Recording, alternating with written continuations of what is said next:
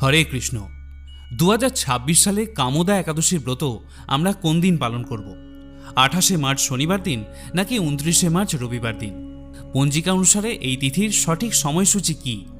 একাদশীর ব্রত আমরা বাড়িতে কোন নিয়মে পালন করব? কোন মন্ত্র উচ্চারণ করব এবং একাদশীর পরের দিন পারণ বিধি আমরা কোন নিয়মে সম্পন্ন করব? এছাড়া কামোদা একাদশীর দিন কোন কোন খাদ্য গ্রহণ করা যাবে এবং কোন কোন খাবার বর্জনীয়? রজস্বলা মহিলাদের ক্ষেত্রে একাদশী পালনের নিয়ম কি? সধবা এবং অবিবাহিত মহিলারা এই একাদশীর ব্রত কি পালন করতে পারবে? এই সব কিছু নিয়েই আজকের এই ভিডিওতে আমি আলোচনা করব। আমি আশা করব সম্পূর্ণ ভিডিওটি দেখলে আপনি উপকৃত হবেন। নমস্কার বন্ধুরা, সাহিত্যরস মোটিভেশনের আজকের পর্বের একটি নতুন ভিডিওতে আপনাদেরকে আরও একবার স্বাগত জানাই। 2026 সালের কামোদা একাদশীর ব্রত কখন এবং কবে পড়েছে? তিথি শুরু হবে 13ই চৈত্র বা 28শে মার্চ শনিবার দিন সকাল 10:27 থেকে, যা থাকবে পরের দিন 29শে মার্চ বা রবিবার সকাল 8:51 পর্যন্ত। এখন অনেকের মনে প্রশ্ন হতে পারে যে শনিবার দিন যেহেতু সমগ্র দিনরাত্রি একাদশীর তিথি থাকছে, তাহলে এই ব্রত কেন রবিবার দিনই পালন করতে হবে? এখানে বলে রাখি, যেহেতু শনিবার দিন ব্রাহ্ম মুহূর্ত শুরু হয়ে যাওয়ার পর একাদশী তিথি লাগছে, তাই এই ব্রত শনিবার দিন পালন করা যাবে না। তার পরিবর্তে রবিবার দিন এই ব্রত পালন করতে হবে এবং এই নিয়মটি যে কোনো একাদশীর ক্ষেত্রেই প্রযোজ্য। যারা রবিবার দিন একাদশীর ব্রত উপবাস রাখবেন তারা পারণ সম্পন্ন করবেন তার পরের দিন সোমবার সকাল 7:38 মধ্যে। এখানে বলে রাখি, এই দিন অর্থাৎ দ্বাদশীর দিন বামন দ্বাদশী তিথিও পড়ছে। তাই যারা বামন দ্বাদশীর উপবাসও করতে চান তারা সূর্যোদয়ের পরেই পারণ ক্রিয়াটি সম্পন্ন করে নেবেন এবং তারপর ভগবত প্রসাদ বা কৃষ্ণ প্রসাদ গ্রহণ করার পর দ্বাদশীর উপবাস শুরু করবেন। বলার অর্থ হলো এই, একাদশীর পারণ সম্পন্ন করার পরেই দ্বাদশীর উপবাস শুরু করবেন, কারণ পারণ না করলে একাদশীর ব্রতটি সম্পূর্ণ হয় না। আশা করি বিষয়টি আপনার কাছে পরিষ্কার হয়েছে। এবারে আসুন একাদশীর ব্রত আমরা সহজ নিয়মে কিভাবে পালন করব সেই সম্পর্কে জেনে নেওয়া যাক। হিন্দু ধর্মাবলম্বীদের কাছে একাদশীর ব্রত পালন একটি অত্যন্ত পবিত্র এবং গুরুত্বপূর্ণ আধ্যাত্মিক সাধনা।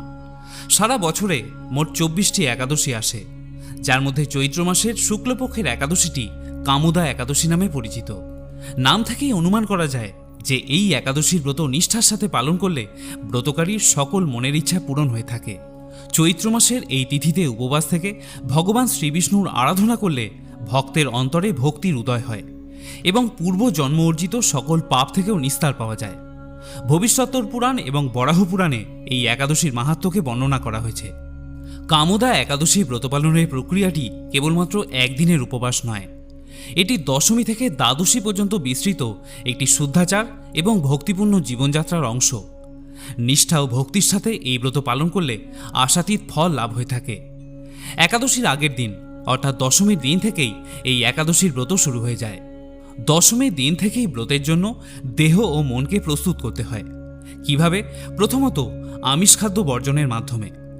দশমী থেকে দ্বাদশী পর্যন্ত এই 3 দিন আমিষ খাদ্য বর্জন করা উচিত। কোনো প্রকারের আমিষ খাদ্য এবং নেশা জাতীয় দ্রব্য ভুলেও গ্রহণ করা উচিত নয়। আর হলো সংযম পালন। সংযম মানে শুধু দেহের সংযম বা ব্রহ্মচর্য নয়, আহার বস্তুর ওপরেও সংযম রাখতে হয়। এই দিন যে কোনো রকমের শস্য আহারকে পরিহার করতে হবে। এছাড়া চা, কফি, পান সুপারি অর্থাৎ নেশা জাতীয় সব বস্তুকেই বর্জন করতে হয়। এটিই হলো সংযম।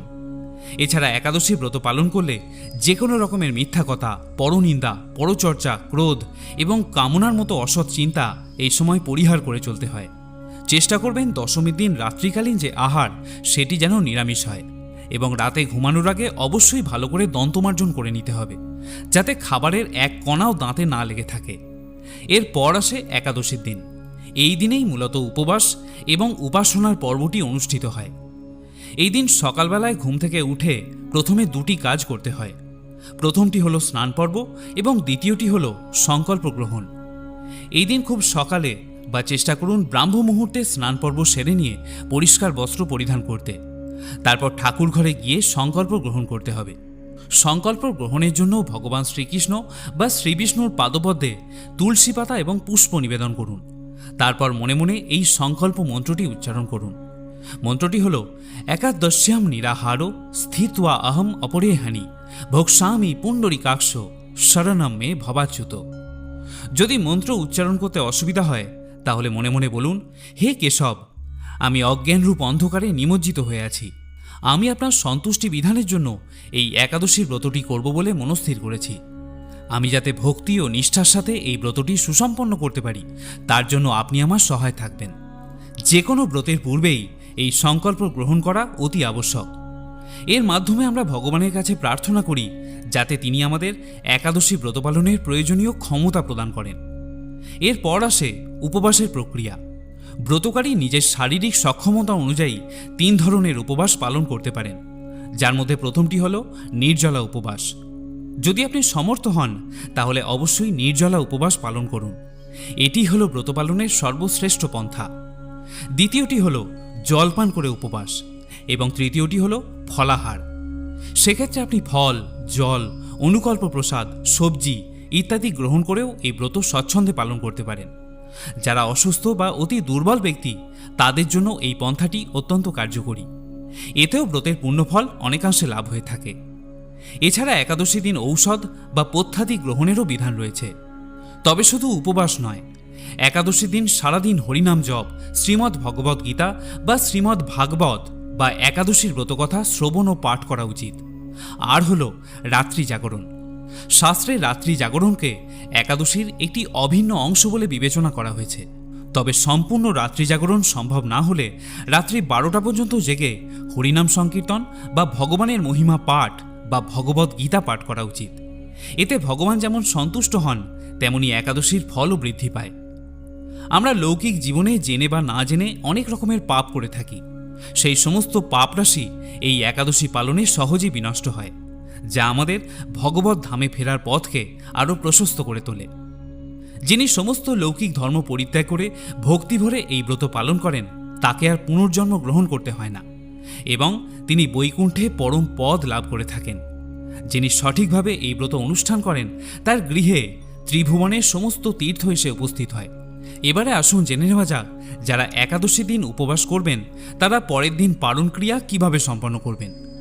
পারণের জন্য পঞ্চ রবিশস্য দিয়ে ভোগ নিবেদন করার পর পারণ মন্ত্রটি উচ্চারণ করুন এবং সেই ভোগ গ্রহণ করে উপবাস ভঙ্গ করুন।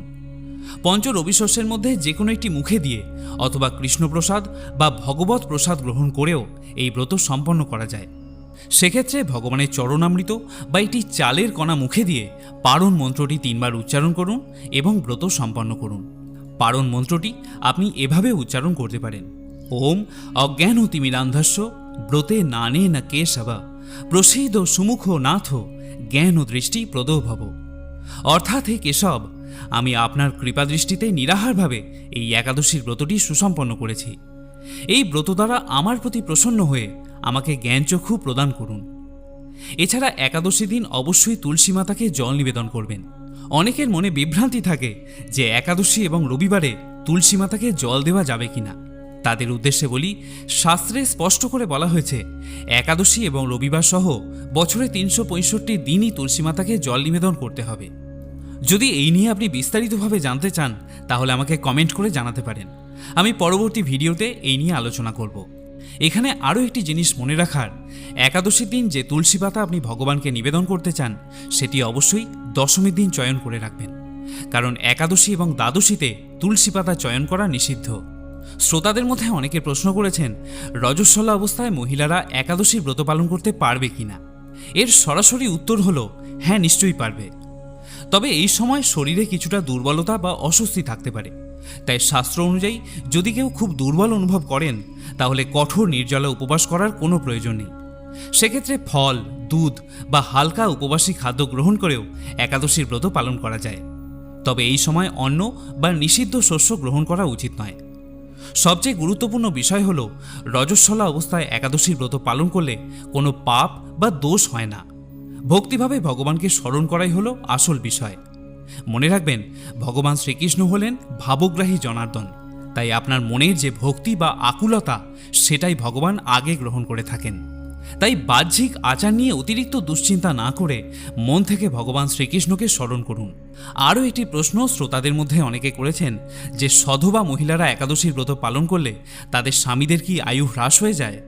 সেক্ষেত্রে বলি, বৃহৎ নারদীয় পুরাণে উল্লেখ রয়েছে, ব্রাহ্মণ ক্ষত্রিয় বিষাম শূদ্রনাঞ্চৈব যোষিতাম মক্ষদম কুর্বতাম ভক্তিয়া বিষ্ণু প্রিয়তরম দ্বিজা। অর্থাৎ ব্রাহ্মণ, ক্ষত্রিয়, বৈশ্য, শূদ্র এবং বিবাহিত স্ত্রীলোক এদের মধ্যে যে কোনো ব্যক্তি হোক, ভক্তিপূর্বক একাদশীর ব্রত পালন করলে তারা মুক্তিলাভ করতে পারে। যে পত্নী পতিসহ একাদশী ব্রত পালন করে সে সুপুত্রা, স্বামী সুভাগা হয়, মরণান্তে হরিগৃহ বৈকুণ্ঠে যায়। একাদশীতে ভক্তিভাবে যেজন হরির অগ্রে প্রদীপ দান করে তাহার পুণ্যের সংখ্যা নাই, অর্থাৎ অগণিত পুণ্য লাভ হয়। আর যে স্ত্রী স্বামীর সহিত একাদশীতে রাত্রি জাগরণ করে সে চিরকাল পতিসহ হরির নিকেতনে বাস করে। সুতরাং বুঝতেই পারছেন যে সধবা নারীদের ক্ষেত্রে একাদশী পালনে কোনো বাধা নেই, এবং এটি করলে যে স্বামীর আয়ু কমে যায় তাও সম্পূর্ণ ভ্রান্ত ধারণা।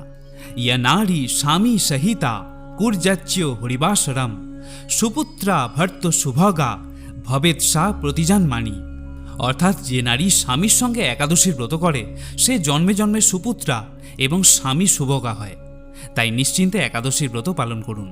প্রিয় ভক্তগণ, একাদশী এবং পারণ সংক্রান্ত অন্যান্য কিছু তথ্য যদি আপনি জানতে চান তাহলে আমাকে নিচের কমেন্টে জিজ্ঞাসা করতে পারেন।